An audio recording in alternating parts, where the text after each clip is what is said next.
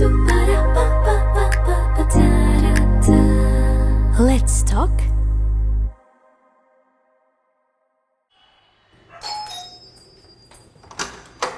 আরে এসো এসো এসো। ইকশিতা কই? ইকশিতা আসেনি, ইকশিতা ওর বাড়ি গেছে। ওই দি ভালো আছে তো? ভালো আছি। আপনি কেমন আছেন? কিন্তু আপনার বাড়িতে মহোৎসব হচ্ছে। ইকশিতা কেন আসলো না কেন? ইকশিতা আসলো না, ইকশিতার আসার কথা ছিল না। ইকশিতা আগেই ওর বাড়িতে যাওয়ার কথা ছিল, ডেট, সেই কারণে আসছে। আমি জানতাম না তো। হ্যাঁ, তো আসলে একটু ভালো লাগতো ইচ্ছে। হ্যাঁ। আচ্ছা বসো, একদম চা খাবো, চিনি ছাড়া। চিনি ছাড়া চা খাবো। এসো বসো। Hello and welcome to let's talk. আজকে আমাদের মাঝখানে যাকে পেয়ে গেছি, এই মুহূর্তে বাংলা মিউজিক ইন্ডাস্ট্রির অন্যতম উজ্জ্বল নক্ষত্র এবং যে নতুনদের সাথে সাথে পুরনোদের সাথেও একই সঙ্গে কাজ করে চলেছে, আমার ভীষণ কাছের বন্ধু, দাদা, আমার বন্ধুর বর, আমার গসিপ পার্টনার বলতে পারি, অমিত চ্যাটার্জি এই মুহূর্তে রয়েছে আমাদের সঙ্গে। ইকশিতাকে আজকে খুব মিস করছি, কারণ অন্য সময় তোমার বাড়িতে বা তোমার স্টুডিওতে যখন আড্ডা হয় ইকশিতা থাকে, আমরা বেশ চা খেতে খেতে একটা ইকশিতা আমাদের আজকে টাইম দেয়নি। অন্য সময় তোমার সঙ্গে প্রচুর গল্প হয় স্টুডিওতে গান করতে গিয়ে। আজকে একটু অন্যরকম গল্প করব, কারণ আজকে তোমার জীবনের গল্পটা একটু শুনবো। আচ্ছা। তোমার শুরুটা নিয়ে যদি বলো, আমি তারপর অনেক কিছু শুনবো এই মুহূর্তে যা কিছু ঘটছে সেইটা নিয়ে, বা তোমার বেশ কিছু ভূতের গল্প আছে সেটা নিয়ে শুনবো। তবে সবকিছুর তো একটা শুরু থাকে। তোমার শুরুটা কিভাবে এবং কিভাবে এই ইন্ডাস্ট্রিতে পা রাখা, সবটাই আজকে একটু শুনবো। আমার শুরু হচ্ছে রাজপুত থেকে, যেখানে আমার জন্ম, বেশ আমার বাবার বাড়ি। এবং সেখান থেকে আমার খুব ছোট্টবেলায় আমার বাবা মারা যায়। আচ্ছা। এবং তারপর থেকে আমার একটা স্ট্রাগলের লাইফ কাটে আর কি। পড়াশোনার সময়টা আমার পুরো স্ট্রাগলের লাইফ কাটে আমার। তুমি কি এক ছেলে? এক ছেলে। আচ্ছা। আমি আর আমার মা। তো আমরা যেটা হয়, মানে এটা কেন প্রচুর লোকের হয়েছে, আমারও হয়েছে, সেটা হচ্ছে রিলেটিভদের দ্বারা একটা তঞ্চকতা বলতে পারো, আমার সাথেও ঘটে। এবং আমার হায়ার সেকেন্ডারি এরকম একটা সময় আমাদের অবস্থা এমন জায়গায় চলে যায় যে মানে খেতে পাই না, এরকম একটা জায়গায় চলে যায়। হ্যাঁ, তো এবং আমি আর আমার মা, তবে হ্যাঁ আমার মা ওই আমার জন্মের পর থেকে এবং এখনো পর্যন্ত যা স্ট্রাগল করেছে, আমার মনে হয় না আমি সেটা করতে পারতাম বলে। আমার আজকের জন্য সম্পূর্ণটা যদি কেউ দাঁড়িয়ে থাকে আমার পাশে বা কৃতিত্ব যদি পায়, সেটা আমার মা একেবারে। এইখান থেকে আমার শুরু আর কি। এবং তারপর আস্তে আস্তে মানে দেখো আমাদের সময় কি হতো, ওই পড়াশোনা চলতে চলতে যেটা হতে শুরু করলো, আমাদের রাজপুরে একটা কালচারাল কিছু গ্রুপ উঠতে থাকলো ওই সময়টায়। তো যারা বেশিরভাগই আমার থেকে বয়সে বড়, একটা আড্ডা, হ্যাঁ, বিভিন্ন নাটক করা। আমি খুব ছোট্টবেলা থেকে নাটকে অভিনয় করি। আচ্ছা। তো আমি ইভেন নৃত্যনাট্যও করেছি। তো এগুলো চলতে থাকলো। তো তার সাথে সাথে যেটা হতে থাকলো সেটা হচ্ছে আমার এই সিনেমা, এই ওরিয়েন্টেড জিনিসের ওপর না একটা প্রচন্ড টান জন্মাতে থাকলো। তারপর গান শিখেছো? মানে না, আমি গান শিখিনি কোনোদিনই। আমার যেটা শুরু সেটা হচ্ছে যে ওই ব্যান্ড কালচার করা। হ্যাঁ, কিন্তু আমার অ্যাজ সাচ কোনো ব্যান্ড ছিল না। কারণ হচ্ছে, হ্যাঁ, কারণ আমি ওই 11-12 থেকে এরকম সময়, যে সময় আমাদের ব্যান্ডের একটা প্রচন্ড ইনফ্লুয়েন্স শুরু হলো। কিন্তু আমার ব্যান্ডটা করা কোনোদিনই হলো না, কারণ না সবকিছুতেই না আমার একটা পাকামো ছিল, সবকিছু। প্রথম থেকে এটা আমার বন্ধুরা একদমই পছন্দ করতো না। তার প্রধানতম কারণ হচ্ছে ওই আমি খুব তাড়াতাড়ি স্যাটিসফাই হতে পারি না। এটা আমার বিশাল বড় একটা প্রবলেম। মানে আমি একটু কমপ্লিকেটেড করা কোনো জিনিসকে, হ্যাঁ, কিছু ওই ভুলভাল বাজলে সুরের একটা না অদ্ভুতভাবে আমার প্রবলেম ছিল, মানে সুরে যদি না পড়ে এবং সেটা যদি সুরে যদি না বাজে প্রপারলি মেনে, তখনই আমার প্রবলেম হতে শুরু করলো, যে কারণে আমার ওই কারোর সঙ্গেই মতের মিলটা হয়নি। কিন্তু ওই সময় থেকে আমার একটা জেদ চাপলো যে করলে কিছু মিউজিকে করব। আচ্ছা, তারপর সাউন্ড ইঞ্জিনিয়ারিং পড়া, কোথা থেকে পড়াশোনা করেছো? SRFTI। আচ্ছা, তারপর এখানে আসা, মানে এই ইন্ডাস্ট্রিতে আসা, এবং লাকিলি বেশ কিছু মিউজিক ডিরেক্টর, বড় বড় মিউজিক ডিরেক্টরকে অ্যাসিস্ট করার সুযোগ হয়েছে, যার ভেতর অন্যতম নাম হচ্ছে ইন্দ্রদীপ দা। ইন্দ্রদীপ দার সঙ্গে আমার একটা বিশাল বড় কেরিয়ার আছে, মানে আমি ইন্দ্রদীপ দাকে অ্যাসিস্ট করি প্রায় অলমোস্ট 12 to 13 ইয়ার্স আচ্ছা, একসঙ্গে কাজ করি। সেই যোগাযোগটা কিভাবে হলো? ইন্দ্রদীপদার সঙ্গে আমার যোগাযোগ হলো খুব অদ্ভুতভাবে। আমি সেই সময় কলকাতায় একটি স্টুডিও হয়, লতা মঙ্গেশকর স্টুডিও, যেটা লতা মঙ্গেশকর নিজে এসে উদ্বোধন করে। হ্যাঁ, এবং সেইখানে আমি স্টুডিওটা কি এখনো আছে? না, এখন আর তাই? সেইটা বম্বে লতা মঙ্গেশকর স্টুডিও আছে, কলকাতারটা। ওকে। সেই সময় ইন্দ্রদীপদা ওখানে একটি প্রজেক্ট করতে আসে, যার অ্যারেঞ্জমেন্টটা ইন্দ্রদীপদা করছিল, এবং ওটা গানগুলোর কম্পোজার ছিলেন হচ্ছে হৃদয়নাথ মঙ্গেশকর। হৃদয়নাথ মঙ্গেশকর নিজে এসেছিলেন, নিজে কাজটায় ছিলেন আর কি। এবং গানটা গাওয়ার, পুরো অ্যালবামটা গাওয়ার কথা ছিল হচ্ছে কৌশিকীদের। সেটা শুরু হয় সেই সময় ইন্দ্রদীপদার সঙ্গে আমার আলাপ, এবং সেই সময় ইন্দ্রদীপদার অ্যাকচুয়ালি চ্যাপলিন চলছে। ওকে, আচ্ছা। ইন্দ্রদীপদা, আমার মনে আছে ইন্দ্রদীপদা নতুন তখন গাড়ি কিনেছিল, এবং ইন্দ্রদীপদা আমাদের গাড়িতে গানটা শুনিয়েছিল। সেই সময় ইন্দ্রদীপদার সঙ্গে আলাপ। তারপর ওখান থেকে বেরোনোর পর ইন্দ্রদীপদাকে আমি যোগাযোগ করিনি সত্যি কথা বলতে। তখন ইন্দ্রদীপদার একজন ইঞ্জিনিয়ার ছিল, শুভদীপদা। আচ্ছা, শুভদীপদা শুভদীপদা তখন বম্বে চলে যাবে। ওকে। শুভদীপদা আমাকে বলে যে যদি ইন্দ্রদীপদার একজন লাগবে, তুই কি করবি? তো আমি বললাম হ্যাঁ। তো তখন ইন্দ্রদীপদার সঙ্গে কাজ করার সুযোগ ওঠে, কিন্তু এই সময় ইন্দ্রদীপদার সঙ্গে আমার কাজ করা হয়ে ওঠে না। তার কারণ ইন্দ্রদীপদা তখন অন্য একজনকে অ্যাপয়েন্ট করে। হ্যাঁ, এবং আমার প্রচন্ড মন খারাপ হয়। হ্যাঁ, কারণটা যদিও একটা, তো এটা সত্যি যে ইন্দ্রদীপদার সঙ্গে কাজ আমি করতে চেয়েছিলাম, মানে আমার জীবনে এটা একটা, আমি ওই ম্যানিফেস্ট করে না সারাক্ষণ, আমি ইন্দ্রদীপদাকে প্রথম দেখি হচ্ছে WBF যে অ্যাওয়ার্ড একটা হয়েছিল শো, সেটা টিভিতে টেলিকাস্ট হচ্ছিল। আর বলে রাখা ভালো, এই সময় না আমি প্রচন্ড পরিমাণে এই মিউজিক ওরিয়েন্টেড কাজে কারা কারা যুক্ত, ইভেন জিঙ্গেল কারা কারা সুর করছে, আমি সেগুলো আর কি দেখতাম বা খোঁজ দিতাম। হ্যাঁ, তো আমি ইন্দ্রদীপদাকে তখন দেখি। ইন্দ্রদীপদা পুরস্কার পেয়েছিল সম্ভবত, এক যে ছিল পন্না, এরকম কিছু একটা সিনেমার জন্য, যিশুদা ছিল, তো তার জন্য পেয়েছিল। তো এরপর যেটা হয় সেটা হচ্ছে ওই কাজটার পর যেটা হয়, আমি দেবুদাকে অ্যাসিস্ট করতে ধরি, দেবুদার সঙ্গে আমি বেশ কয়েকটা কাজ করি।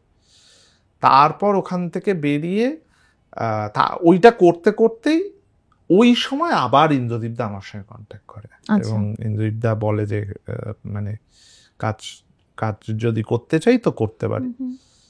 তখন ইন্দ্রদীপদা না একদম অন্য ব্যক্তিত্ব ছিল, তখন আরো মানে তুমি অনেক অনেক বেশি কাছ থেকে দেখেছো, এবং ইন্দ্রদীপ দাশগুপ্তর সময়ের সাথে সাথে তুমি যেটা বলছো যে অন্যরকম পরিবর্তনটাও তুমি বোধহয় বেশি দেখেছো। পরিবর্তন বলতে আমি ইন্দ্রদীপদাকে যে সময় দেখেছি সেই সময় এই ইন্ডাস্ট্রিতে মোটামুটি 90% লোক ইন্দ্রদীপদাকে ভয় করতো। ইন্দ্রদীপদা তখন এরকমই ব্যক্তিত্ব ছিল, এখন তো ভয় করে, হ্যাঁ, কিন্তু তখন আরো বেশি ছিল। তখন ইন্দ্রদীপদাকে আরো, কেন, মানে তুমি তো অনেক কাছ থেকে দেখেছো, ওনার ওই হেডমাস্টারের মতন একটা ব্যাপার আছে। না, ইন্দ্রদীপদা হেডমাস্টার নয়, এখানেই প্রবলেম।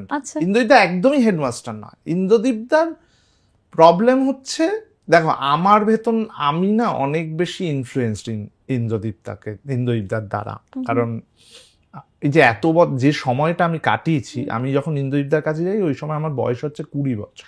ওকে। এবং সেই সময় থেকে ইন্দ্রদীপদার সঙ্গে যেহেতু থেকেছি, আমার ওই নেশা ভানটা নেই, হ্যাঁ, ইন্দ্রদীপদারও নেই। এবং ইন্দ্রজিৎ প্রচন্ড নিজের কাজের প্রতি কনফিডেন্ট, এবং ইন্দ্রদীপদা কনফিডেন্ট লোককেই পছন্দ করে। হ্যাঁ, মানে এর মানে এই নয় যে আমাকে পছন্দ করতো না, আমার সঙ্গে ইন্দ্রদীপদার খুবই খারাপ সম্পর্ক ছিল। প্রাথমিকভাবে আমার ইন্দ্রদীপদার সঙ্গে একদমই বলতো না, আমি সহ্য করতে পারতাম।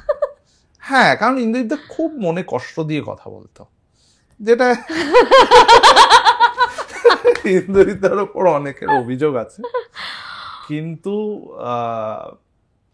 ইন্দ্রদীপদা হেডমাস্টারই করে না, ইন্দ্রদীপদার একটা অদ্ভুত স্মার্ট। না, আমি বলছি একটা অরা আছে হেডমাস্টারদের মতন, যে হেড স্যার আসছে, সেটা আমি অস্বীকার করছি না, কিন্তু সেটা এখন আরো বেশি মনে হয়, কারণ ইন্দ্রজিৎদার না বয়স হয়ে গেছে, ইন্দ্রজিৎদার একটা বয়স হয়েছে, তারপর ইন্দ্রজিৎদার একটা চেঞ্জেস এসছে, কিন্তু আগে এরম ছিল না। ইন্দ্রজিৎদার একটা স্মার্টনেস ছিল, যেটা আমাকে বেশি অ্যাট্রাক্ট করতো, সেটা মিউজিকের দিকেও হোক, ইভেন পার্সোনালিটির দিক দিয়েও হোক। আর যেটা হলো ওই সময় আমি মিউজিক ইন্ডাস্ট্রিতে কাজ করছি, কিন্তু সত্যি কথা বলতে একে ওকে অ্যাসিস্ট করে ঘর চালানো যায় না, কিন্তু আমায় তখন রীতিমতো ঘর চালাতে হচ্ছে। তো আমার এরকমও, আমার তখন মানে আমার প্রাথমিকভাবে রোজগার 5,000 টাকা ছিল, তারও আগে তারও কম ছিল। আমি যখন মাকে নিয়ে, আমাদের জয়েন্ট ফ্যামিলি ছিল, তারপর যখন আলাদা হই, আমার ওই সময় রোজগার ছিল 600 টাকা। আমি আর আমার মা পুরো মাস 600 টাকায় দিন কাটিয়েছি। এটা আমি বেশি দিন বলছি না, আমি বলে দিচ্ছি তোমায় সালটা, এটা 2006-07 এবং কি করে সম্ভব? হ্যাঁ, কি করে সম্ভব, খুব সোজা জিনিস আমি আর আমার মা ইনভেন্ট করেছিলাম। সেটা হচ্ছে একটাই হাঁড়ি, তার ভেতর এরকম স্টিলের কৌটো করে ডাল দিয়ে দেওয়া, ভাত বসিয়ে দেওয়া, তার ভেতর আলু দিয়ে দেওয়া, আর নয়তো খিচুড়ি করে খেনো। আর আমরা চালটা নিতাম রেশন থেকে, তো মা একটু বেছে ফেছে নিত, ওই দিয়ে আমাদের সংসার চলতো। এবং আমি সেই সময় পোস্ট অফিসে ক্ষেপের কাজ করতে ঢুকি, মানে পোস্ট অফিসে যারা কাজ করে তারা সব মানে তখনও মানে লোক কম থাকে, তো হিসেবপত্রের জন্য লোকের দরকার হয়। আচ্ছা, কন্ট্রাকচুয়াল? হ্যাঁ, কন্ট্রাকচুয়াল নয়, এমনি ওই মাসে আমাকে দিতে হচ্ছে 500 টাকা, আমি হিসেবপত্র করে দিতাম, প্রতিদিন যেতাম হিসেবপত্র করে দিতাম। একটা কারণ মানে পোস্ট অফিসে একটা হিউজ পরিমাণে ওই MIS RD এইসবের কাজ, তো সেইগুলো করার জন্য লোক দরকার হয়। তো এটা করে যেটা আসতো, এবং ওই বাড়ি বাড়ি MIS পৌঁছে দিতাম, তার জন্য 15 টাকা করে পেতাম। এটা ছিল আমাদের মাসের শেষে চা খাওয়ার খরচা, 30 টাকা, দুটো বাড়িতে দিতাম, 30 টাকা পেতাম। ওই জন্য এইটা করার ফলে যেটা হয়েছে সেটা হচ্ছে আমার প্রথম থেকে একটা অনেস্টি আছে। আমি জীবনে প্রচুর টাকা হ্যান্ডেল করেছি ওই সময়, কিন্তু কোনোদিন একটা টাকাও সরাইনি। আর এর সাথে সাথে আমার পড়াশোনা চালিয়ে গেছে, আমার কেরিয়ারের দিকে মন দিয়েছে। ইন্দ্রদীপদার কাছে যখন আমার আসা, এই সময় আমার ভেতর কিছু চেঞ্জেস এলো। আমি এমন একটা সমাজ দেখতে শুরু করলাম, যে সমাজটা আমি রাজপুরে বসে থাকলে দেখতে পেতাম না। এবার এটা শুধু তুমি বলতে পারো যে শুধু গান বাজনা, তা নয়, কিন্তু একটা ওঠা বসা, একদমই একটা আলাদা, একজন গুরুর সাথে একজন শিষ্য যখন সঙ্গে সঙ্গে থাকে, তার স্বভাব সবটাই একদম ধারণ করে ফেলে। হ্যাঁ, এবার ইন্দ্রদীপদার সঙ্গে আমি, কারণ তার আগে তো আমাকে কেউ কলকাতা চেনায়নি, আমি কলকাতা চিনিও না, ইন্দ্রদীপদা আমাকে প্রথম কলকাতা চেনালো। আমার যা কলকাতা চেনা এবং সবটা আমার ইন্দ্রদীপদার থ্রু দিয়ে, বম্বে চেনা ইন্দ্রদীপদার থ্রু দিয়ে। তো আমি যতটুকু এই সময়টায় যেটা হতে থাকে, যে এক তো আমি মিউজিক ইন্ডাস্ট্রির এলিট লেভেলের সব মিউজিশিয়ানদের সঙ্গে আলাপ হতে শুরু করলো, তাদের সঙ্গে কাজ করা শুরু হলো। আর একটা থট প্রসেস, মানে একটা থট প্রসেস বলতে আমি যেটা বোঝাতে চাইছি সেটা হচ্ছে একটা প্রোডাকশন, যে কোনো একটা গান বা একটা সিনেমা, তার যে এক্সিকিউশন ফার্স্ট টু লাস্ট, একদম প্রথম আসলো ব্রিফ, সেখান থেকে শুরু করে একদম ফাইনাল আউটপুট পর্যন্ত একটা গোটাটা একটা প্রসেস, ওই প্রসেসটা শিখলাম, ওই প্রসেসটা শিখলাম। আর সেই প্রসেসটা, এটা তো কোনো ধরো একটা এরকম নয় যে প্রত্যেকটা গানই একভাবে বানানো হয়, তা তো নয়। তার যে এতগুলো ভেরিয়েশন, কখন কি এক্সপেরিমেন্ট, এইটা দিয়ে যেতে থাকলাম। ইভেন আমি তোমাকে বলছি, ওই সময় ইন্দ্রদীপদার তৈরি করা সব কটা গানের আমার গানের নামের থেকেও বড় কথা, মানে গানের নাম তো অবশ্যই, তুমি যদি গানের নাম আমাকে বলো, আমার ওই সময়ের স্টুডিওর গন্ধগুলো মনে পড়ে। বাবা, তো আমি ওই মেমোরিতে, হ্যাঁ মানে আমার কাছে আমার মেমোরিতে ওই গানগুলোর না গন্ধগুলো প্রচন্ড মনে থাকে, আমি ওগুলোকে এখনো আর কি মনে পড়ে। তো এই আর কি, এটা আমার শুরুর দিকের একটা পোর্শন। আরো কিছু জানার আছে আমার। ওই তো মা চলে এসছে, হেল্প করবো? ঠিক আছে। তো তুমি প্রথমে শুরু করেছিলে SRFTI, মানে তুমি প্রথম থেকেই কি জানতে যে বড় হয়ে মিউজিক করব? এবং না, আমাদের ওখানে, আমাদের মানে রাজপুরের ওখানে একজন দাদা ছিল যে সাউন্ড ইঞ্জিনিয়ার ছিল, তাকে দেখে আমার ইচ্ছা হলো যে এটা একটা বেশ অন্যরকম কাজ। এবং তখনই আমি বুঝতে শুরু করলাম যে গান শুধু বানালেই হয় না, গান বানানোর জন্য তোমাকে টেকনিক্যালি অনেক কিছু শিখতে হয়। তো সেই সময় আমার মানে ইচ্ছেটা জাগলো এবং সেই বিষয়টা নিয়ে জানার ইচ্ছেটা হলো, তখন ঘাটাঘাটি শুরু হলো আর কি।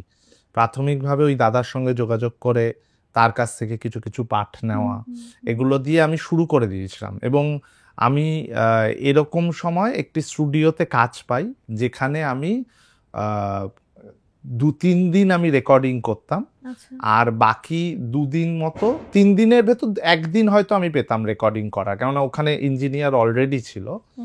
আর বাকি 1 দিন কি 2 দিন আমি সিডি বিক্রি করতে যেতাম। মানে তুমি সব কাজই করেছো। আমি এই ইন্ডাস্ট্রির একদম তৃণমূল স্তর থেকে ওঠা। হ্যাঁ মানে তুমি রঙে যেও না, কিন্তু তৃণমূল স্তর থেকে ওঠা। মানে আমি তোমাকে বলছি যে সেই সময় সেই ইন্ডাস্ট্রি, যে সেই সময় কিন্তু এখনকার মতো ইন্ডাস্ট্রিটা ছিল না। সেই সময় অ্যালবাম হতো এবং বিভিন্ন ক্যাসেট কোম্পানি ছিল। তখন এই সিডির ক্যাসেটের দোকান খুব পপুলার ছিল। রাসবিহারীতে মেলোডি ছিল, দক্ষিণাপনে ছিল, দক্ষিণাপন তো হ্যাঁ দক্ষিণাপন একটা ছিল না, বলছি দক্ষিণাপনে ছিল হচ্ছে G55, আচ্ছা, পার্ক স্ট্রিটে ছিল মিউজিক ওয়ার্ল্ড। এই সব জায়গায় গিয়ে গিয়ে আমি বিক্রি করেছি সিডি, এবং সেখানে একটা পার্সেন্টেজ থাকতো 60-40 এরকম পার্সেন্টেজ, মানে যে সিডিটা বানিয়েছে সে একটা 60% বোধহয় সে নিত না 40, আমি ঠিক ওটা ভুলে গেছি, মোটামুটি এরকম ছিল। আর ওখানে একজন মার্কেটিং এর একজন ভদ্রলোকের সঙ্গে আলাপ হয়েছে, যে আর কি খুব পপুলার ছিল এইসব ইন্ডাস্ট্রিতে।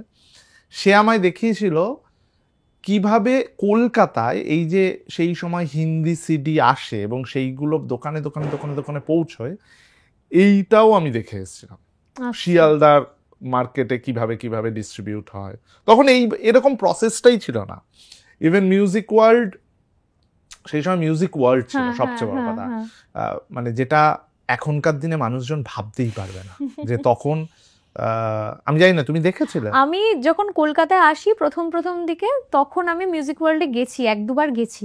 আচ্ছা, হ্যাঁ, তখন ইভেন গানের লঞ্চ হতো, হ্যাঁ, সিনেমা গানের লঞ্চ। রাশিদ জি না, আমি তুষার দত্তর কাছে শিখতাম, ওনার একটা সিডি লঞ্চ হয়েছিল মিউজিক ওয়ার্ল্ডে, রাশিদ জি এসেছিলেন, হ্যাঁ সেটা মনে আছে। তার কিছুদিন পরেই ওটা বন্ধ হয়ে যায়, এটুকু মনে আছে। আর আমার প্রচন্ড, আমার যেটা স্মৃতি আর কি, সেটা হচ্ছে আমি ওই মিউজিক ওয়ার্ল্ড থেকে বেরিয়ে না, ফ্লুরিজটা ছিল, মানে এখনো আছে, ওই ফ্লুরিজে ঢোকার আমার ক্ষমতা ছিল না, বাইরে দিয়ে দেখতাম ভেতরে খাওয়া দাওয়া হচ্ছে, ওই জন্য এখনো মাঝে মধ্যে ফ্লুরিজ যাই। আমার প্রথম টার্গেট ছিল যেদিন আমি একটু কিছু হব, ফ্লুরিজে গিয়ে খাওয়া দাওয়া।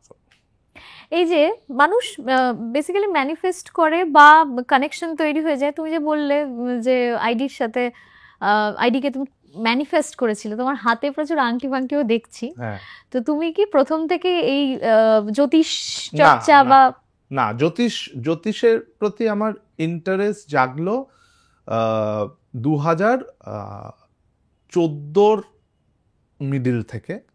সেটাও ইন্দ্রদীপদার জন্যই আমার আচ্ছা, জেগেছে, তার আগে আমি এগুলো বিশ্বাস তাহলে তুমি করতাম না। ম্যানিফেস্ট করার মানে ওই কনসেপ্টটা তোমার কাছে ছিল, এই পার্টিকুলার না, এই টার্মটা? কনসেপ্ট ছিল না, আমি তো জানতামই না যে আমি ইন্দ্রদীপদার কাছে পৌঁছবো। আমার সঙ্গে যে আচ্ছা। ইন্দ্রদীপদার দেখা হবে এটাই আমি জানতাম না। ম্যানিফেস্ট এখন আমি বলতে পারছি, কিন্তু তখন আমি চাইতাম যে আমি যদি কাজ করতে পারতাম, আমি যদি এনার সঙ্গে কাজ হ্যাঁ, করতে পারতাম, হ্যাঁ। এটা বুঝতে ইয়ে পেরেছি। করতে হতো। কিন্তু জ্যোতিষের প্রতি ইন্টারেস্ট, আর আমি এটা কিন্তু পুরোপুরি বিশ্বাস করি। হুম, আমার এটার বিষয়ে প্রচন্ড পরিমাণে বিশ্বাস, এবং কিন্তু এরম নয় যে আমি এটার প্রতি দুর্বল।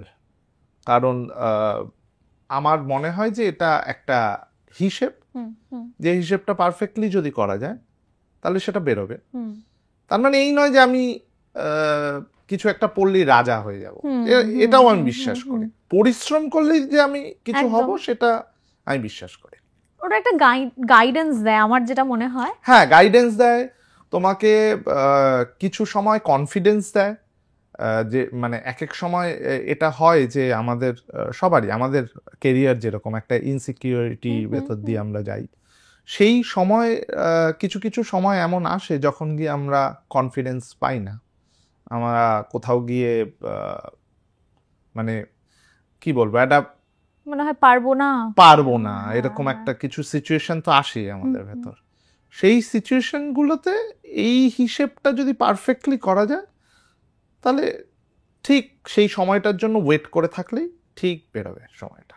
কিন্তু নিজে যদি জ্যোতিষবিদ্যা প্রচুর জেনে, আমি জাস্ট এমনি জিজ্ঞেস করছি, তাহলে এরকম কি হয় না যে মানে কন্টিনিউয়াসলি ভবিষ্যতে কি হতে পারে সেই একটা ক্যালকুলেশন চলতে থাকে না? প্রথমত জ্যোতিষে না, মানে এরম কোনোদিন দেখা যায় না যে তোমার সঙ্গে তুমি মানে এটা ওই যে অনেক, একটা হয় না যে দশা চলবে, হ্যাঁ, সেটা আগে থেকে। আমি বোঝাচ্ছি, মানে সাধারণত জ্যোতিষ বলতে সাধারণ মানুষের মননে যেটা রয়েছে সেটা হচ্ছে যে একটা লোক দেখতে পেয়ে যাচ্ছে যে আমি যাচ্ছি, গাড়ি চাপা পড়ে গেল, বা একটা লোক দেখতে পেয়ে যাচ্ছে আমি চলতে চলতে আমার বড় বাড়ি হয়ে গেল, এরকম কেসটা নয়।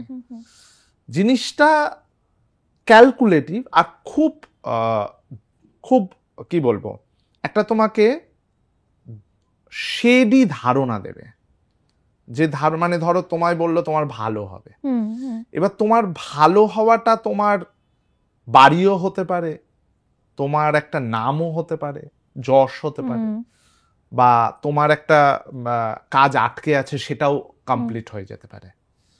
তো কি ওরিয়েন্টেড জোনে যাচ্ছ তখন ওই ডিটেলিংটা পাওয়া যায়। এরম নয় যে ওরম দেখতে পায়, ক্যালকুলেশনে তোমায় দেখা যায় যে তোমার ফেভারে এই সময়টা। কিন্তু মানে এটা বলে অনেকে যে একদম পারফেক্টলি যদি মানে ক্যালকুলেশন করা যায় তাহলে নাকি আগামী মাসে কি হবে মোটামুটি সেগুলোও বলে দেওয়া যায়, ঘন্টাও বলে দেওয়া যায়, মানে কোন ক্ষণে ঘটবে আচ্ছা। এটাও বলে দেওয়া যায়।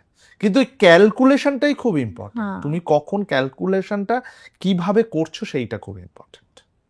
তোমার মিলেছে মানে তুমি নিজের হ্যাঁ, আমার জীবনে মিলেছে, দেখেছো? আমার প্রচন্ড পরিমাণে মিলেছে। আমার প্রথম দেখো, আমার এই যে মিউজিক ডিরেক্টর হয়েছি, তোমার মনে হয় এই ইন্ডাস্ট্রিতে দাঁড়িয়ে আমি তো বলছি, মানে তুমি রেকর্ডিস্ট ছিলাম আমি, রেকর্ডিস্ট ছেড়ে দাও, তারও আগে চলে যাও, যদি আমি সিডি বিক্রি করতাম, তোমার মনে হয় সেখান থেকে মিউজিক ডিরেক্টর। এবং আমি বলছি আমি যেদিন আমি প্রলয় যখন সুর করলাম, আবার প্রলয় না হবারও বা কি আছে, আমরা যদি বলে না দাবার ঘুঁটি, আমি একটা সিনেমার দেখছিলাম কুইন অফ কাথওয়ে, মোস্ট প্রবাবলি বলো দাবার সব থেকে ইন্টারেস্টিং জিনিস হলো এখানে একটা বোর্ডেও রাজা হতে পারে। হ্যাঁ, তো এটা কিন্তু মানুষের জীবনের সাথেও প্রচুর মানুষ, আব্দুল কালাম কেও আমরা দেখেছি যে একটা, হ্যাঁ, কিন্তু এখানে ব্যাপারটা হচ্ছে যে এই হওয়াটা না খুব কম অংশ। মানে আমি তোমাকে বলছি যে আমি সেই হওয়াটা, ধরো আজকে আমাদের যারা যারা অডিয়েন্স রয়েছে তার মধ্যে সবাই সবাই যে সমান মনস্ক বা সবাই সমান স্তরে রয়েছে তাও নয়, কিন্তু কেউ ধরো এমন একটা অবস্থায় বিলং করছে যেখান থেকে সে যার উত্তরণ চায় যে বেটার একটা পজিশনে যাওয়ার। তুমি যেহেতু ওই একটা সিচুয়েশন ফেস করে আবার উঠে এসেছো, এত সুন্দর এখন মিউজিক ইন্ডাস্ট্রিতে তোমার নাম হয়েছে বা কাজ করছো পরপর, কিভাবে সেই রকম একজন মানুষকে ইন্সপায়ার করবে, কি করলে আলোর দিশা পাবে? দেখো, আমি মনে করি, আমার এখন এসে মনে হয় যে যে কোনো ইন্ডাস্ট্রিতে, যে কোনো কাজের জায়গায় যদি তুমি মন দিয়ে 5 বছর দাও, সেটা তোমার ভালো কেরিয়ার হয়ে যাবে। তুমি যদি মন দিয়ে আলু ব্যবসাটাও মন দিয়ে করো, তুমি একটা সময় পর তুমি ভালো ব্যবসায়ী হয়ে যাবে। মানে কিন্তু মন দিয়ে ওই 5 বছরটা তোমাকে দিতে হবে। আমি আমার জীবনের 5-6 বছর মন দিয়েছি, মাথা দিয়েছি, সব। লক্ষ্যটাও স্থির রাখতে হবে যে আমার লক্ষ্যটা ডিপেন্ড করে মেখলা। আমি সত্যি কথা বলছি, আমি যেহেতু আগে বললাম যে অ্যাস্ট্রোলজিতে আমি বিশ্বাস করি, ভাগ্য তোমাকে কিছুটা হলেও সাপোর্ট দিতেই হবে, নয়তো তুমি ওই পিক জায়গাটা পৌঁছতে পারবে। আমি বলছি, আমার থেকে পশ্চিমবঙ্গে কেন, সারা ভারতে তো অবশ্যই, পশ্চিমবঙ্গের ভেতরও এরকম অনেক ট্যালেন্ট আছে যারা আমার থেকেও ভালো কাজ করতে পারে। হ্যাঁ, কাজ হয়তো করবেও, কিন্তু তারা হয়তো কোনোভাবে ওই জায়গাটা পৌঁছতে পারছে না। সেইটা কোথাও গিয়ে তোমার ভাগ্য একটা ফ্যাক্টর হয়ে দাঁড়ায়, আমার মনে হয়। এবং আর দেখো, আমরা কেউই তো অস্বীকার করতে পারবো না, একটা লিখিত এবং একটা শ্যাডো পলিটিক্স থাকেই। এটা আমরা কেউ অস্বীকার করতে পারি, সব জায়গায় থাকে। সেটা তুমি বোধহয় আরো বেশি কাছ থেকে দেখেছো, যেহেতু তুমি ক্যারিয়ার শুরুই করেছো এমন একজনের সাথে যিনি অলরেডি ওয়েল এস্টাবলিশ। হ্যাঁ, মানে আমি তোমাকে বলছি, এটা মানে কিভাবে চলে এরকম কেউ বলতে পারবে না যে ও চালায়, এটা কেউ চালায় না। এটা একটা সিস্টেম, যে সিস্টেমে আমরা প্রত্যেকে পড়ি এবং প্রত্যেকেই আর কি কর্ষিত হই। এটাই সিস্টেম, মানে এইভাবে প্রত্যেকেই কি মানে সেটা হয়ে যায় পরবর্তীকালে। কেউ বলে না যে লঙ্কায় যে যায় সেই রাবণ। কেউ, আমি তো বলছি, কেউ হতেই পারে, মানে সেটা তার চয়েস। এটা আমি যখন নিজে স্টুডিও করলাম, আমার এখনো অনেকেই জানে যে আমার যদি তাদের গানটা আমার পছন্দ হয়, যে গানটা ভালো করে বা কিছু মিউজিকটা বেটার করে, আমার স্টুডিও তাদের জন্য খোলা সব সময়ের জন্য। এটা তুমিও জানো। আমি কোনোদিন তো এটা একটা প্রসেস। কিন্তু হ্যাঁ, সবটা তো আমি করতে পারবো না, কারণ আমাকে নিয়ে শুধু ইন্ডাস্ট্রি নয়, এটা একটা অনেক কটা লোকের ইনভলভমেন্ট এতে আছে। সবাই হয়তো সবাই যদি এটা ভাবে, তখন এটা চেঞ্জ হয়ে যাবে। কিন্তু যখন সবাই ভাবছে না, তাই কেউ আলাদা আলাদা করে মনে থাকে আর কি। তুমি বললে যে তুমি একদম সমাজের তৃণমূল স্তর থেকে উঠে আসা, এবং সেই প্রসঙ্গে এই মুহূর্তে যে সিস্টেম নিয়ে কথা হচ্ছিল, এই মুহূর্তে পশ্চিমবঙ্গের যে সিচুয়েশন হয়ে রয়েছে, তুমিও সোশ্যাল মিডিয়া এবং আমিও যতটুকুন আমার মনে হচ্ছে আর কি বলা দরকার ততটুকুন বলছি, সবসময় যে অ্যাক্টিভলি থাকতে পারছি তা নয়। কি মনে হয়, শুধু কি এই যে মিউজিক ইন্ডাস্ট্রির সিচুয়েশন নিয়ে বললে, সিস্টেম নিয়ে, শুধু তো এটা মিউজিক ইন্ডাস্ট্রি না, আমার মনে হয় সবকিছুকে রিফ্লেক্ট করে। হ্যাঁ, স্তরে কি একই অবস্থা হয়ে রয়েছে এখন, কি মনে হচ্ছে? কারণ একটা হসপিটালের ভেতরে এরকম একটা ঘটনা ঘটা হয়তো কিছুদিন পরে অন্য কোনো একটা কর্মক্ষেত্রেও হতে পারে। দেখো, আমি এই এখন যে ঘটনাটা ঘটলো, তুমি জানো যে আমি একদম প্রথম দিন থেকে অ্যাক্টিভ ছিলাম, এবং আমি ফিল্ডেও গেছি, সেখানেও থেকেছি, এবং আমি মনে করি না যে আমাকে একটা প্রতিবাদ জানানোর জন্য কোনো গ্রুপের সঙ্গে যেতে হবে। আমি এটা বিশ্বাসী করি। আমার প্রতিবাদটা আমার নিজের মতো করেই করি। আমি কেন বলতো এটা আরো প্রথম দিন থেকে রয়েছি। যেদিন ঘটনাটা আমি জানলাম না, সকাল থেকে দেখাচ্ছিল অ্যাকচুয়ালি, বিকেলবেলা সন্ধ্যাবেলা থেকে আমি এটার ব্যাপারে জ্ঞাত হলাম। কাজের আমার রেকর্ডিং ছিল, ওই জন্য আমি মানে মন দিইনি। পরে যখন জানলাম, আমি আমি যেটা বুঝলাম সেটা হচ্ছে যে এটা তো মানে কোনো ব্যাপারই না, এটা যে দোষী সে ধরা পড়বে আর তার শাস্তি হয়ে যাবে। এটা তো এর বাইরে আমি সত্যি কিছু ভাবি।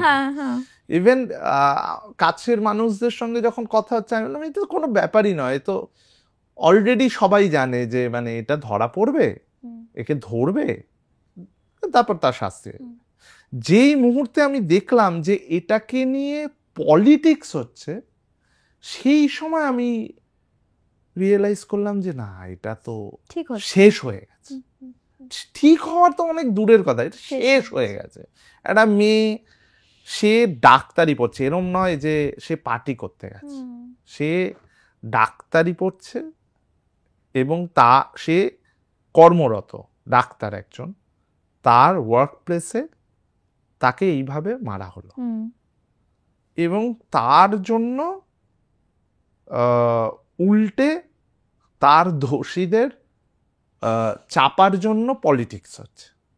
এর থেকে খারাপ কাজ আমার মনে হয় না,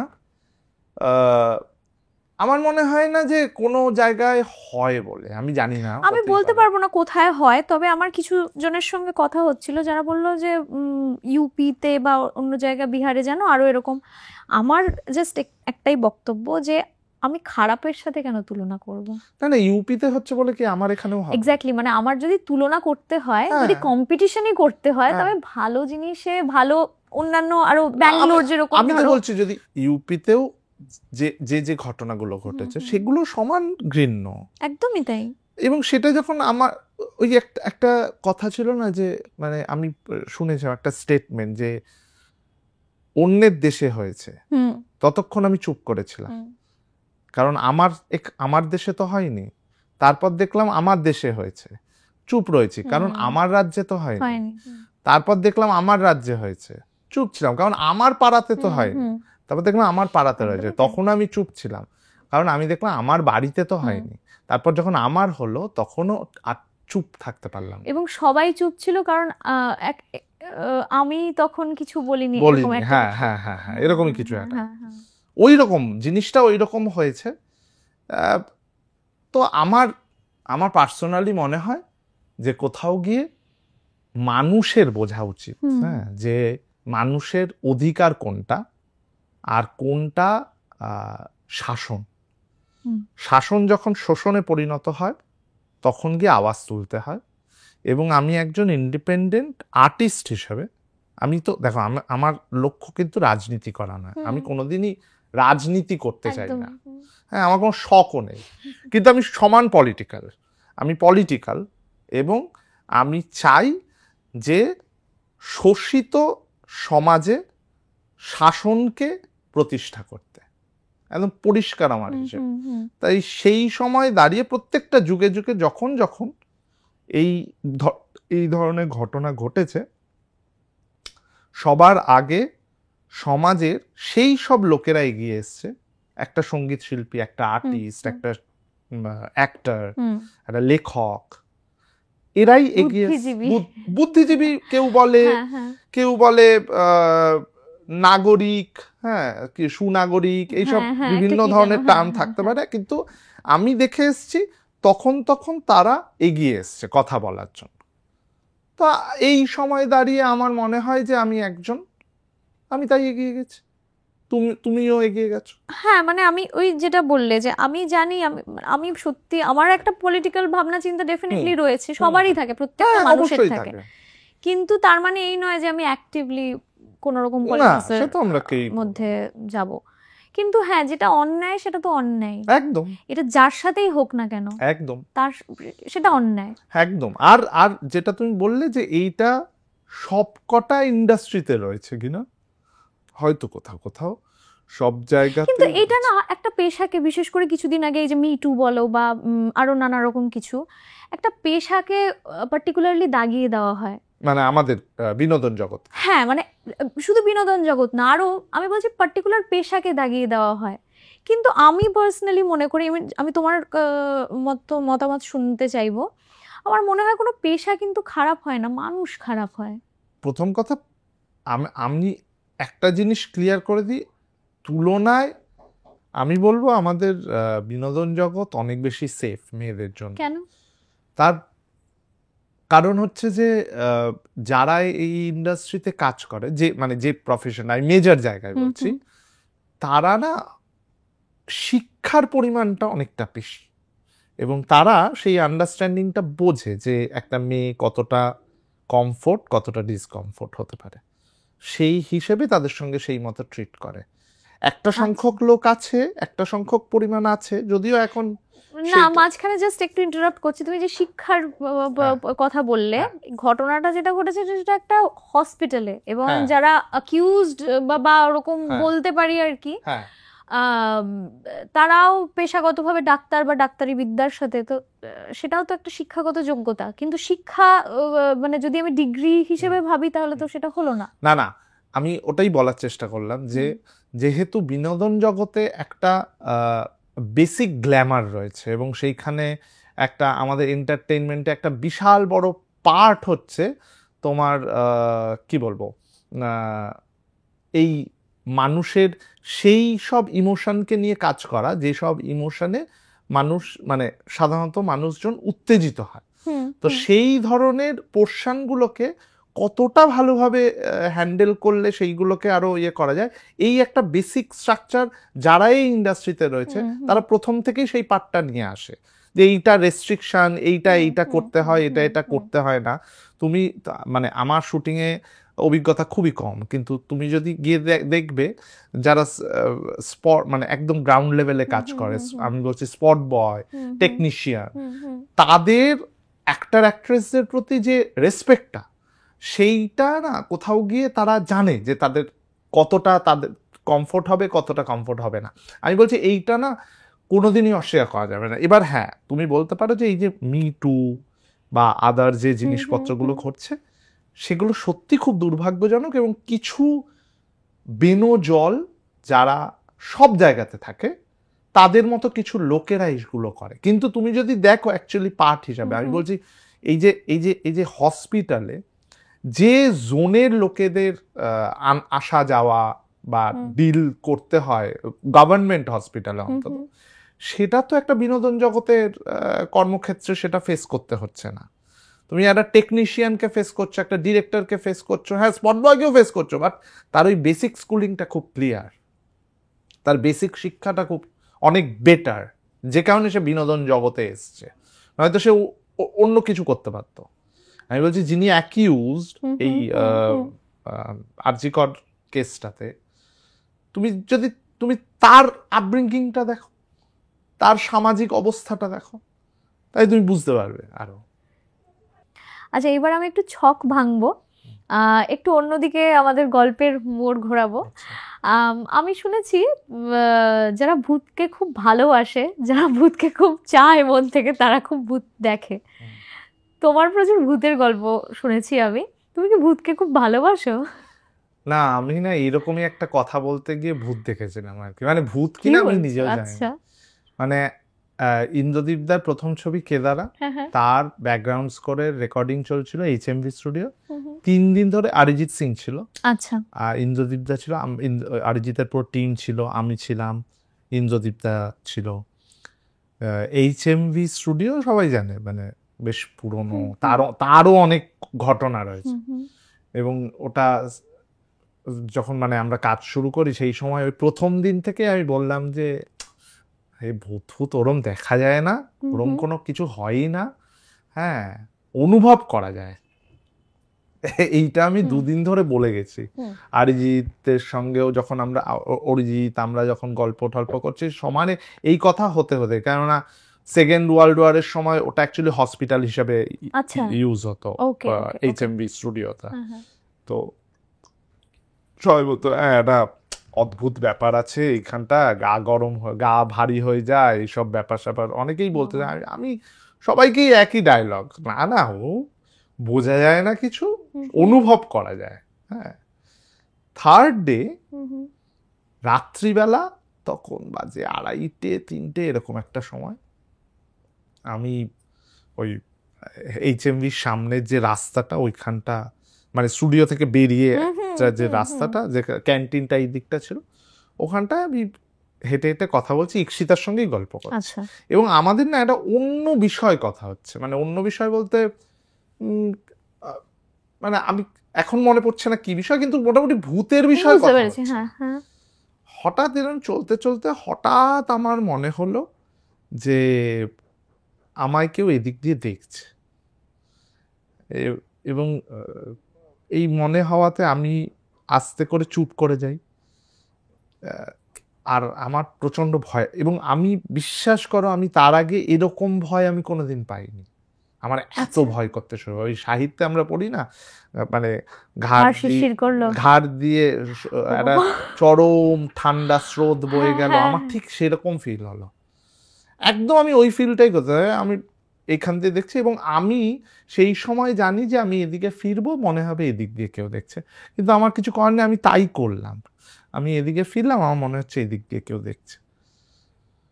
তো এরকম দুদিকে তাকালাম, কিছুই নেই, কিন্তু অদ্ভুত একটা ভয় লাগতে শুরু করলো, যে ভয়টা আমার বলে বোঝানো সম্ভব না। ইক্সিতা ফোনে, আমি চুপ, ইক্সিতাও চুপ। ইক্সিতা তখন শ্বাস নিচ্ছে ফোনে, আমার সেটা হেডফোনে, আমার আমার ওই ওর যখন শ্বাসটা পড়ছে তখন আমার বুকটা দাম দাম করে লাগছে, এরকম অবস্থা। হ্যাঁ, এবং আমি বুঝলাম যে আমি এখন যদি ছুটতে যাই আমি হয় কোনোভাবে পড়ে যাব, বা কিছু আমার হতে পারে। তখন আমি প্রচন্ড ঘামাচ্ছি, এবং তারপর আমি আস্তে আস্তে আস্তে আস্তে হেঁটে হেঁটে হেঁটে হেঁটে সোজা স্টুডিওর সামনে গিয়ে বসে পড়েছি। বসে পড়লাম, এবং তারপর ইক্সিতা বুঝতে পেরেছে যে কিছু একটা হয়েছে। ইক্সিতাকে বললাম ফোনে, বলা ঠলার পর আবার কথা বলতে শুরু করেছি। তারপর বসে রয়েছে উল্টো দিকের যে বিল্ডিংটা, সেখানটা পুরো অন্ধকার, আর ওই কাচের দরজা ফরজাগুলো কালো, পুরো ভেতরটা ওই কাচের, তো ভেতরটা অন্ধকার। আমি কিছুক্ষণ কথা বলার পর হঠাৎ দেখলাম একটা সাদা, ওটা আলো ছিল না, ওটা কোনো কাপড় ছিল না, ওটা কোনো মানুষও ছিল না, কিন্তু একটা সাদা সামথিং স্যাট করে সরে গেল ওই জানলার ভেতরে যেটা ছিল। এবং যারা HMV মোটামুটি গেছে তারা প্রত্যেকে জানে যে ওইখানে রাত্রিবেলা কিছুই পৌঁছানো সম্ভব না, না কেউ পেছন দিক দিয়ে আলো ঢুকবে বা ওখানে ঢোকার কথা কোনো সম্ভবই নয়। ওটা কি রাত্রিবেলাতেই শুধু দেখেছো, দিনের বেলা কোনোদিনও ওরকম কিছু? না, দিনের বেলায় তো প্রথম কথা আমাদের রেকর্ডিং হয়নি, আর আমি দিনের বেলা যখনই HMV গেছি আমি কোনোদিন এরকম ফিল হয়নি, আমার কোনোদিন এরকম HMV-তে এরকম ফিলই হয়নি। এবং ওইটা দেখার পর আমি সোজা কন্ট্রোল রুমে চলে যাই, গিয়ে চুপ করে বসে, আমাকে দেখে ইন্দ্রজিৎ বললো কি হলো, আমি বললাম যে না, কি বাইরে কিছু দেখেছো, বলেছিলাম, বারবার বলছিলাম তুমি এখানে বসো, বেশি পাকামো। এবং আমার মনে আছে আমি ওই কন্ট্রোল রুম দিয়ে না বেরোলে একটা চোরা রাস্তা আছে, যেটা আবার ওদের ক্যান্টিনে বেরোনো যায় পাশ দিয়ে। আমার মনে আছে আমি সন্ধ্যা 7টার সময়ও বেরোতে আমার ভয় লাগছিল ওখান থেকে, যে মানে একটু গা ছমছমে পরিবেশ, এটা ঘটনা, কিন্তু গা ছমছম পরিবেশ, কিন্তু মানে এরকম ফিল আমার হয়নি কোনোদিন। আমরা যখন পার্পলে ছিলাম তখন ওখানেও সবাই খুব ভয় পায়, এবং অনেকের অনেক নাকি ঘটনা ঘটেছে। সকালবেলা আমি রিয়াজ করতে যেতাম একদম 4 তলার উপরে, আর সবাই ঘুমাতো তখন। 7টার সময় উঠে স্নান ফান করে একটা ছোট ব্লুটুথ স্পিকার নিয়ে চলে যেতাম। আমার এখনো মনে আছে 2 দিন হয়েছিল, মানে যেখানে শুটিং হয় সেই ফ্লোরটা না, তার অপোজিটের ফ্লোরটা থাকতাম। হ্যাঁ, আমার এখনো মনে আছে সকালবেলা স্নান ফান করে হাতে একটা ফোন, ব্লুটুথ স্পিকার, লিফটের দরজাটা জাস্ট বন্ধ হলো, কারেন্টটা অফ হলো। আচ্ছা, তুই ভেতরে? আমি ভিতরে। ফোনে ট্রাই করছি, ফোনে সিগন্যাল নেই। আমি এর থেকে বেশি আমি আর কিছু জানি না, আমি ঠাকুর আমাকে বাঁচাও, জাস্ট বাঁচাও, আর কিছু জানি না। তো দেখলাম কিছুক্ষণ পরে জাস্ট আবার কারেন্ট চলে এলো। আমি কিছু মানে অনুভবও করিনি বা কিছুই করিনি। তো ছোটবেলায় ওরকম তবে আমি স্বপ্নে ফিল করেছি। হ্যাঁ, স্বপ্নে আমিও একবার হয়েছিল আমার ইন্দ্রদীপদার বাড়িতে। হ্যাঁ, তুমি বলেছিলে। হ্যাঁ, ইন্দ্রদীপদা তখন লেক গার্ডেন্সের একদম রাস্তার ওপরেই যে বিল্ডিংটা ওইখানে থাকতেন। আর আমি প্রায় রাত জেগে জেগে কাজ করতাম অলমোস্ট, মানে আর ওই সময়টায় আমি ইন্দ্রদীপদার কাছে থাকছি, মানে আমি বাড়িতেই কম যাচ্ছি ওই সময়টায়, আমাদের কাজের প্রেশারও ছিল সেই সময়টা। সেই সময় আমি একদিন ইন্দ্রজিৎদা আমাকে বললো যে, ইন্দ্রজিৎদা তখন নিজের ঘরটায় শুচ্ছে না, হ্যাঁ, ইন্দ্রজিৎদা অন্য ঘরটায় শুচ্ছে। ইন্দ্রজিৎদা আমায় বললো, তুমি তো রাত্রিবেলা কাজ ঠাজ করে ওই ছোট খাটটায় না শুয়ে তুমি আমার ঘরটায় গিয়ে শুতে পারো। তা আমি বললাম যে না, আবার অতটা যাবো, আমার আবার ওই স্টুডিওতে কাজ করে করে যেটা হয়েছে ওই ছোট্ট খাটে শুতেই আমার তুমি স্টুডিওতে গেলেও দেখবে সব ছোট ছোট খাট, ওই প্যাটার্ন, ওই সেম প্যাটার্ন, এক প্যাটার্ন। তো যাই হোক, ইন্দ্রজিৎদা অনেক বলা ঠলার পর আমি একদিন শুতে গেলাম। প্রথম দিন যখন শুলাম তখন আমার ঘুমটা পেলো না কোনোভাবেই, ঘুম আসলো না, কেটে গেল ঘুম, কিছুই হয়নি সেদিন। পরের দিন যখন ওই সেম ভাবে ঘুমাচ্ছি আর কি, যেটা হলো সেটা হচ্ছে যে কিছুক্ষণ পর থেকে ফার্স্টে ঘুম আসছে না, তারপর যখন ঘুম এলো আমি ঘুমের মধ্যে দেখছি যে একটি মহিলা, মানে আমি দেখছি আমি এরকম শুয়ে রয়েছি এবং কচকচ করে খাওয়ার আওয়াজ, হ্যাঁ, কিছু একটা খাওয়ার আওয়াজ আমি দেখছি। আমি এরকম ভাবে আমি যখন তাকাচ্ছি আমার পেছন দিকে, দেখছি একটি চোখ এবং সে আমার মাথাটা চিবিয়েছে।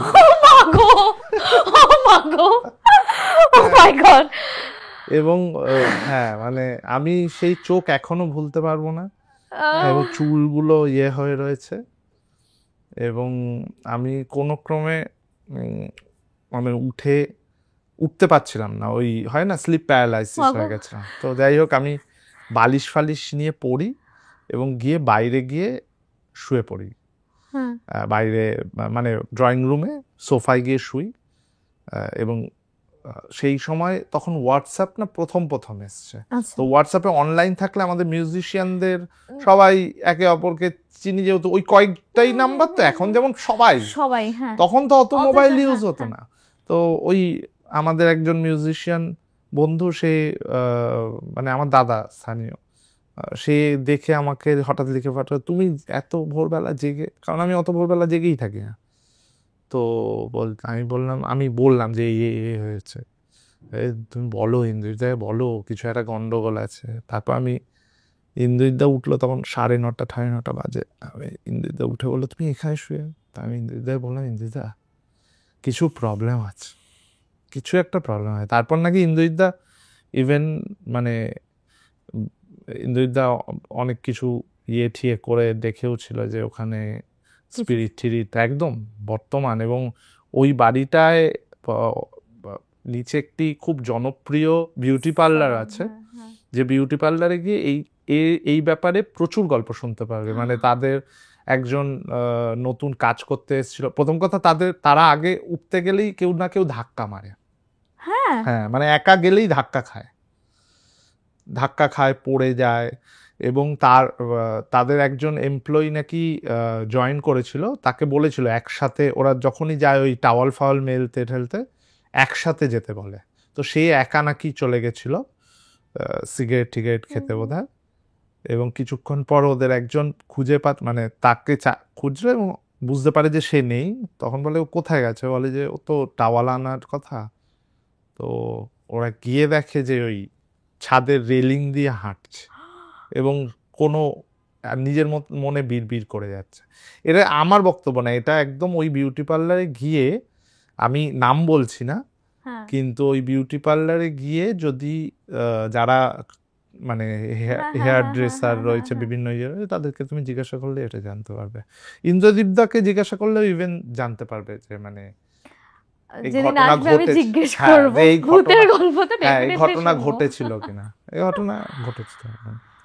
আচ্ছা, অনেক ভূতের গল্প হয়েছে, আর ভয় পেয়ে কাজ নেই। এবার একটি ইন্সপায়ারিং গল্প শুনবো। তুমি তো অন্যতম এই মুহূর্তে বাংলা ইন্ডাস্ট্রির অন্যতম প্রমিসিং মিউজিক ডিরেক্টর, এবং তুমি পুরনোদের সাথেও কাজ করেছো, নতুনদের সঙ্গেও কাজ করে চলেছো। এই যে এতদিন ধরে ইন্দ্রদীপ দাশগুপ্তর ছত্রছায়া থেকে তার সাথে বিভিন্ন রকমের কাজের এক্সপিরিয়েন্স করে তারপর সেই আইডেন্টিটিটা ব্রেক করে নিজের স্বতন্ত্র স্বকীয়তা একটা প্রতিষ্ঠা করার চেষ্টা বলি বা যাই বলি, সেখানে একটা অন্যরকমের স্ট্রাগল, এবং সেখানে তোমাকে হয়তো এক্সট্রা এফোর্টও দিতে হয়। কেন তোমাকে কোনো কাজ এলে তোমার কাছে আসবে, হ্যাঁ, সেইটা নিয়ে যদি একটু বলো।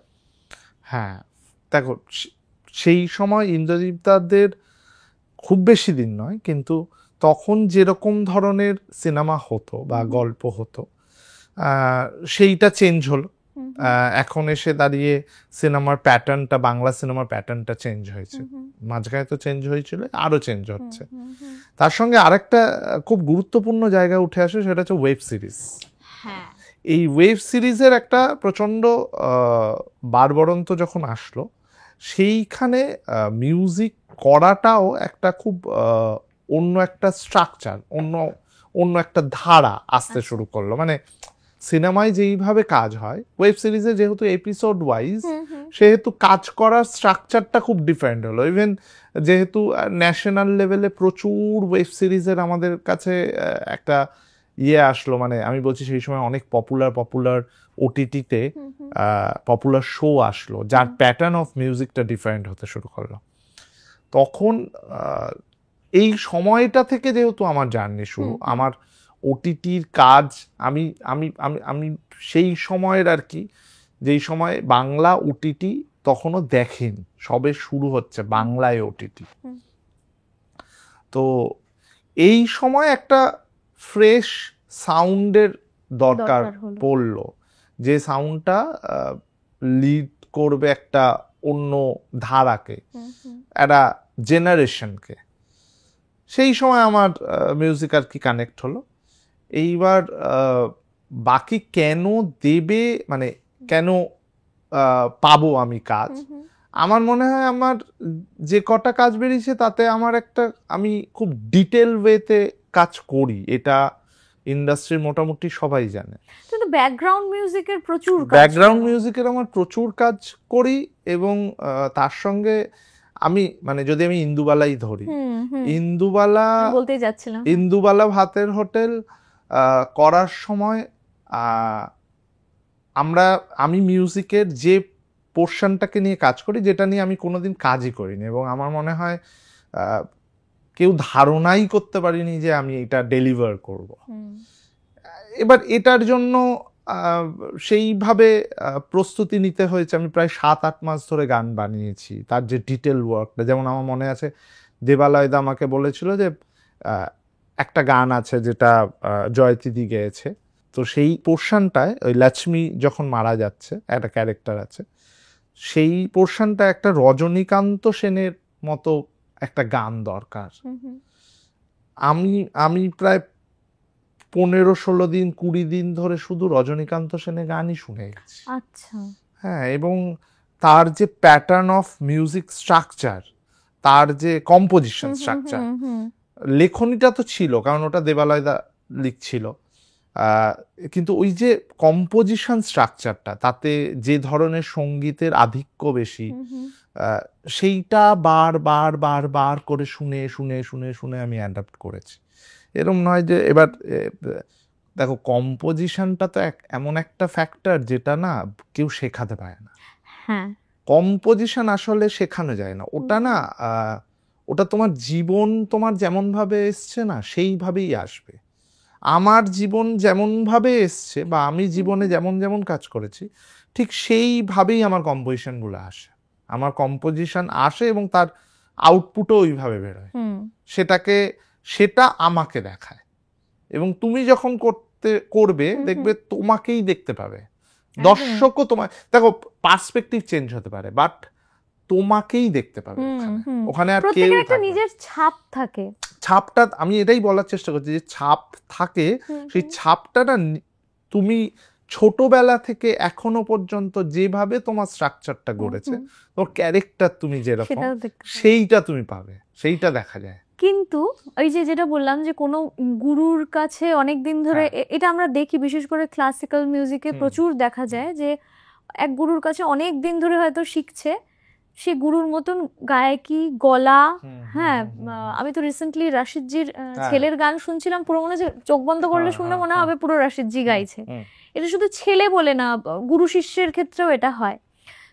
তো তুমি ইন্দ্রদীপ দাশগুপ্তর সাথে এত বছর কাজ করেছো, তো প্রথম দিকে তোমার কাজের মধ্যে খুব স্বাভাবিকভাবে হয়তো তার ছাপ ছিল, সেইটাকে ভাঙলে কি করে?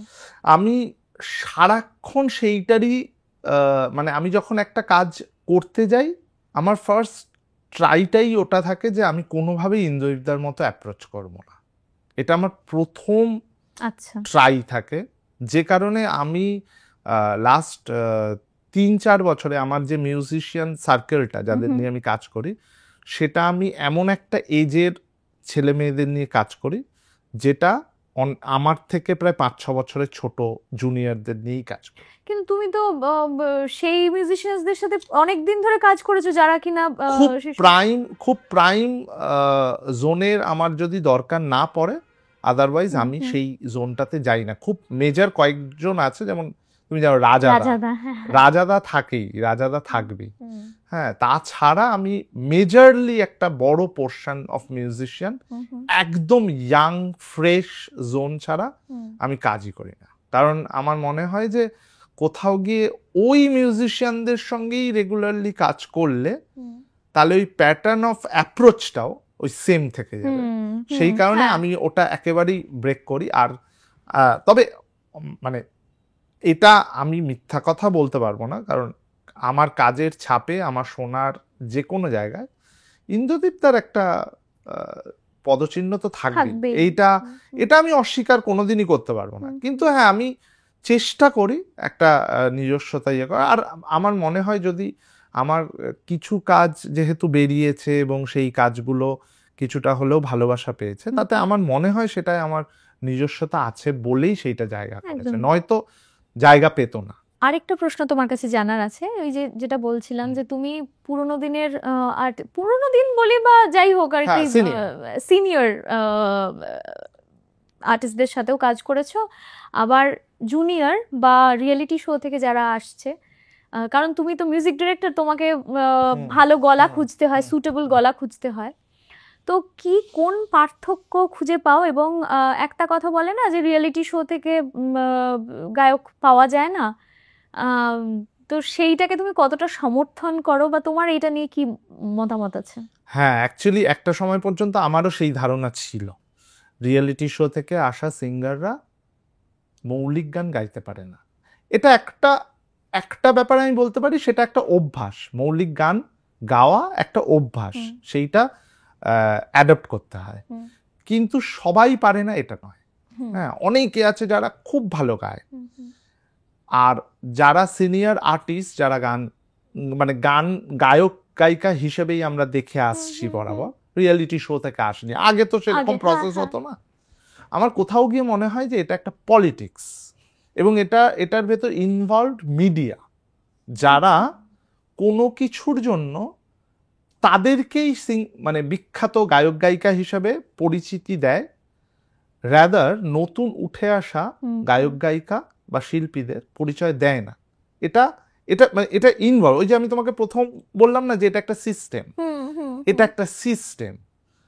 তো বারবার যদি আমি গানের বিষয়ে কোনো কথা বলতে গেলে আমি কোনো সিনিয়র আর্টিস্টকেই ফোন করে জানতে চাই এবং তার ইন্টারভিউটা ছাপাই, তাহলে তার নামটাই বারবার আসবে যে এ এস্টাবলিশ সিঙ্গার। আমি মেখলাকেও ফোন করে সেম জিনিসটা জিজ্ঞাসা করতে পারি, কারণ ও এই মুহূর্তে কাজ করছে মিউজিকে এবং এই মুহূর্তে গানটা গাইছে। এনারা শুধুই স্টেজে গাইছে, এ কিন্তু এখনো সিনেমায় গাইছে।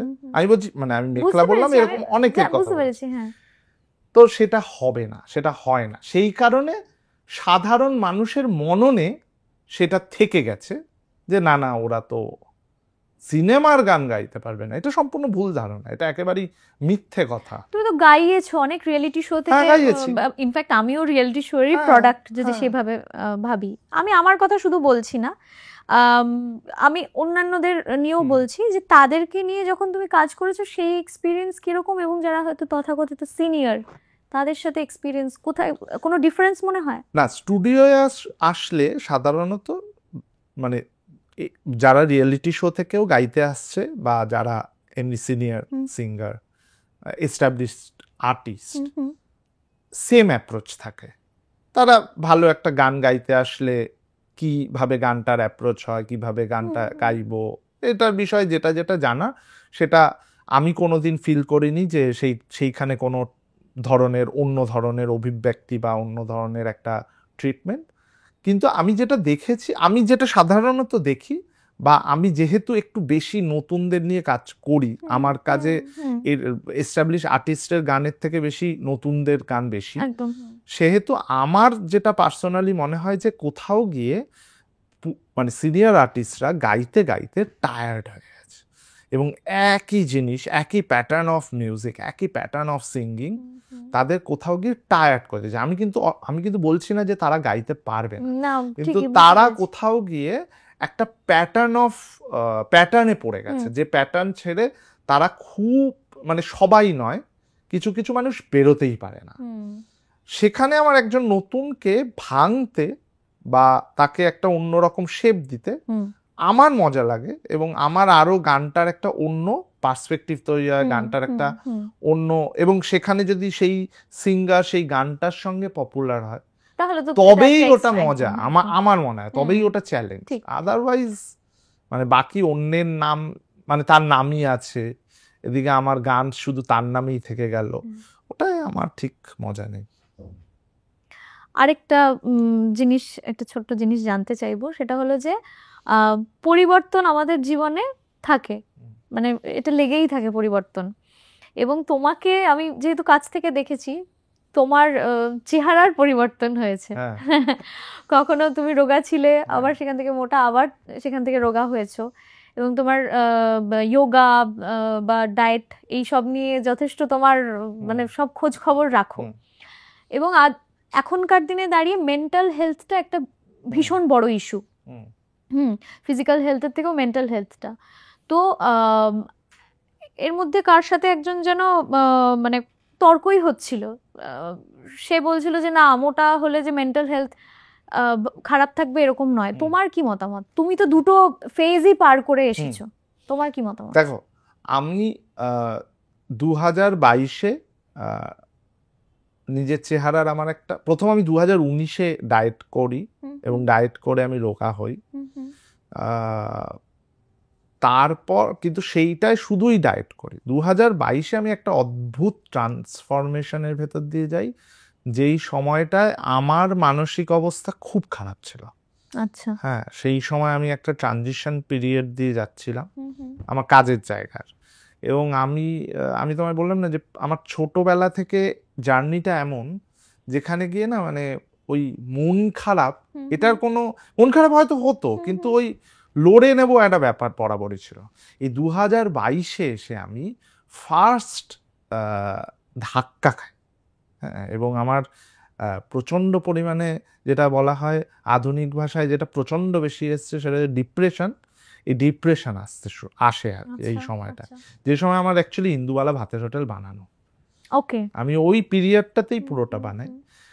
এই যে কথাটা যে মোটা হলে তার মানসিক অবস্থা খারাপ হয়, বা রোগা হলে তার মানসিক অবস্থা বেটার হয়, এটা কি ঠিক? মানে আংশিক সত্যি কথা। কনফিডেন্স একটা ফ্যাক্টর। মোটা অবস্থায় থাকলে তোমার শারীরিকভাবে তুমি মোটা, সেটায় তোমার মানসিক অবস্থা মানে এই কনফিডেন্স কোথাও গিয়ে ল্যাক খাবে। কিন্তু মানে এটা যেরকম অনেকে বলে যে বডি শেমিং বা কিন্তু এটা একটা মানে আমি সায়েন্টিফিক পার্সপেক্টিভ থেকে বোঝার চেষ্টা করছি যে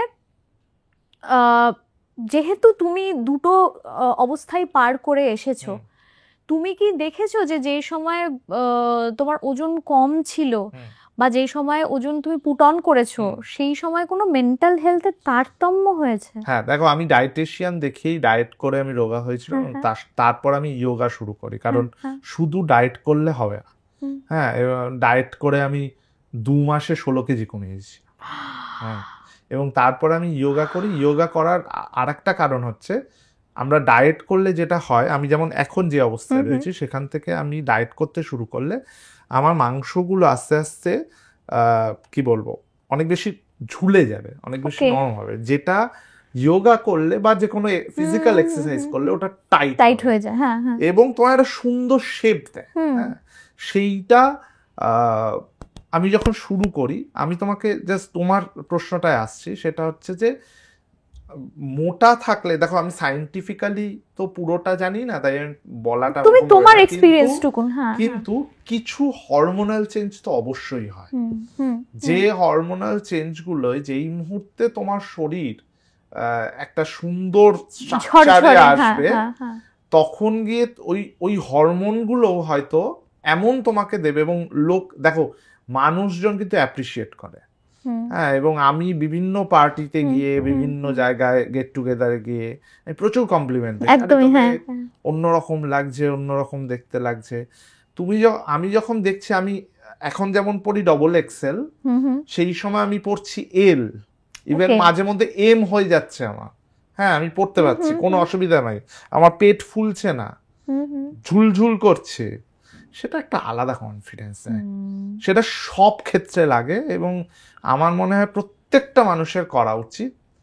হ্যাঁ, একটা আলাদা যোগা বলছো, ফিজিক্যাল এক্সারসাইজ, খাবার মেপে খাওয়া, মিষ্টি না খাওয়া। আমার মোটা হওয়াটা পুরোটা মিষ্টি আর আলু।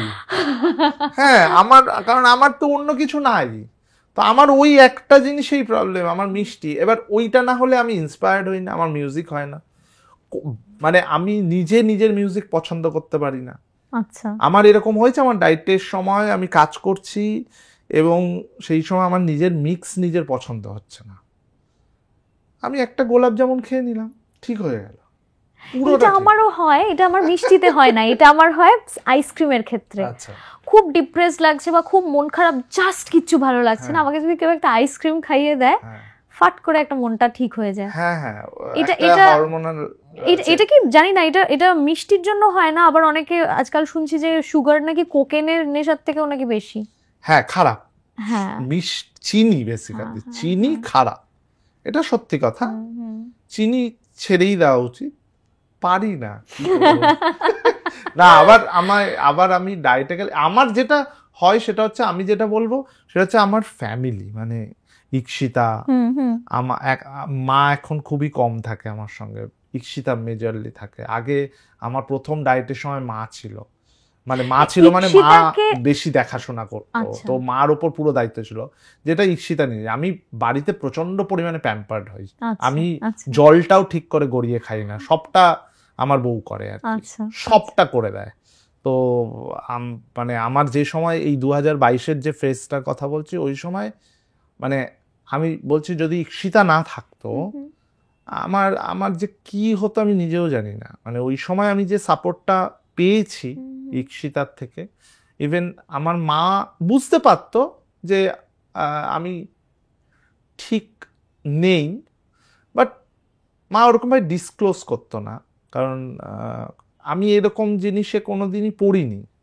হ্যাঁ, এবং আমার জীবনে এমন কিছু ঘটনা ঘটে আর কি, যেটা আমাকে প্রচন্ড পরিমাণে, সেটা ওই ঈক্ষিতা না থাকলে, হ্যাঁ, আমি ওই বলে না একটা বন্ধু, হ্যাঁ, ঈক্ষিতা ওই সময় আমাকে যেভাবে বন্ধুর মতো পাশে থেকেছে, আমার খাবারের ডায়েট পুরোপুরি মেনটেন করিয়েছে, পুরোটাই তো ওর দায়িত্ব থাকতো। সেই সময়ে কি তুমি ওই ট্রানজিশনটা নেওয়ার মানে চেষ্টা করলে যে না আমি ডায়েট করি? আমাকে ও বেশি করে বললো যে তুমি শুরু করে দাও এটা, কারণ আমার বেশ কিছু প্রবলেম আসছিল, শোয়ায় প্রবলেম আসছিল। আচ্ছা, হ্যাঁ, তারপর বিভিন্ন জায়গায় ক্র্যাম্প হচ্ছিল। হ্যাঁ, আর আমার একটা হাঁটুর প্রবলেম আছে, আমার মানে আমার PRPS হয়েছিল, আমি প্রচন্ড পরিমাণে ব্যাডমিন্টন খেলতাম এবং খুব ভালো ব্যাডমিন্টন খেলি আমি। তো প্রচন্ড বেশি পরিমাণে এক্সারসাইজ মানে প্র্যাকটিস করাতে আমি সিঙ্গেলস ডবলসের এগেনস্টে খেলতাম। তো আমার এই হাঁটু জন্মগতভাবে হাঁটুর পর থেকে বেঁকা। হ্যাঁ, তো সেটা তখনই ধরা পড়ে এবং তার পুরো পেনটা হয় এইখানটায়, এই থাইয়ের ওপর লাল হয়ে ফুলে থাকতো আর সারাক্ষণ আমাকে বরফের আইস কম্প্রেস করতে হতো। তো এইটার ফলে যেটা হয় সেটা হচ্ছে আমি একটা টাইম পর্যন্ত এই যে এখন যেমন আমার ওই স্যাচুরেটেড পয়েন্টটায় চলে গেছি, এবার আমাকে কমাতে হবে, কারণ এটা বেশিক্ষণ রাখলে আমার ক্ষয়তে থাকছে হাঁটু। মেয়েদের যেটা হয় বেসিক্যালি সেটা আমারও হয়।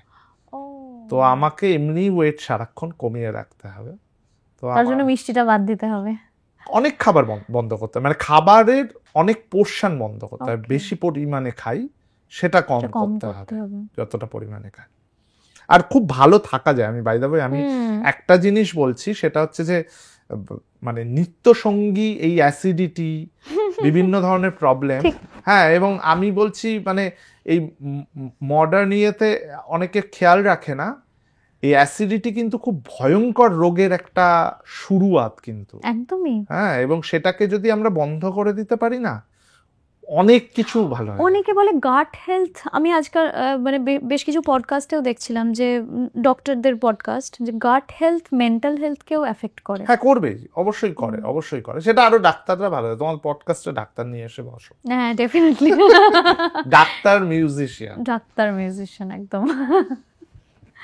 না, থ্যাংক ইউ গো। আজকে অনেকক্ষণ আমরা অনেকগুলো বিষয় নিয়ে আলোচনা করলাম। আবারও আরেকবার তোমাকে ডাকবো, আজকে বেশিক্ষণ আর বসাবো না। থ্যাংক ইউ আবারও। আর ছোট্ট একটা গিফট আছে,